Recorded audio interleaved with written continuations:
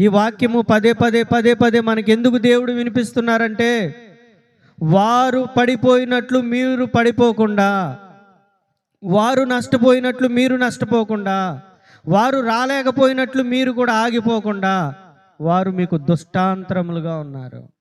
దుష్టాంతరములు అంటే ఉదాహరణగా ఉన్నారు. వారిని చూసైనా మీరు జ్ఞానాన్ని తెచ్చుకోండి.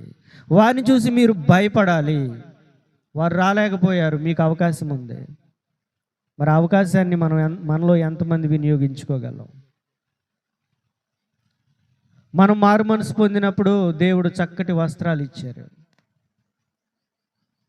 అరికాలు నుండి నడినెత్తి వరకు ఉన్నటువంటి సమస్త కల్మషాన్ని దేవుడు విడిపించి రక్షణ వస్త్రాలు ఇచ్చారు.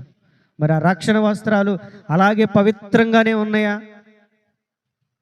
ఉన్నాయండి, పవిత్రంగానే ఉన్నాయా?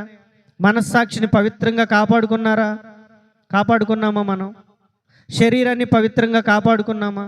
మన నోటిని పవిత్రంగా కాపాడుకున్నామా? మన ఆలోచన పవిత్రంగా కాపాడుకున్నామా?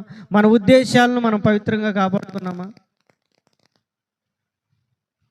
ఎక్కడుంది మనకి? మనం ఎక్కడున్నాం? ఏ స్థితిలో ఉన్నాం?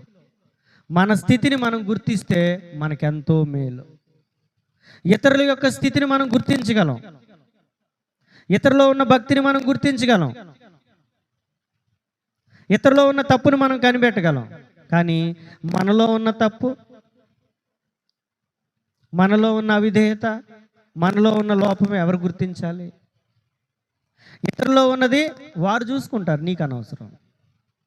నేనే స్థితిలో ఉన్నాను, నేనే పరిస్థితిలో ఉన్నాను అన్నదే మనకి ప్రాముఖ్యం. కాబట్టి మన స్థితిని, మన గతి ఎలా ఉన్నదో, ప్రభువుకి అంగీకారంగా ఉన్నదా, అయితే ప్రభు ఉమ్ము వేసే స్థితిలో మనం ఉన్నామా పరిశీలన చేసుకుందాం. ప్రార్థన చేద్దాం. తలలోంచండి, కొద్ది నిమిషాలు ప్రార్థన చేద్దాం.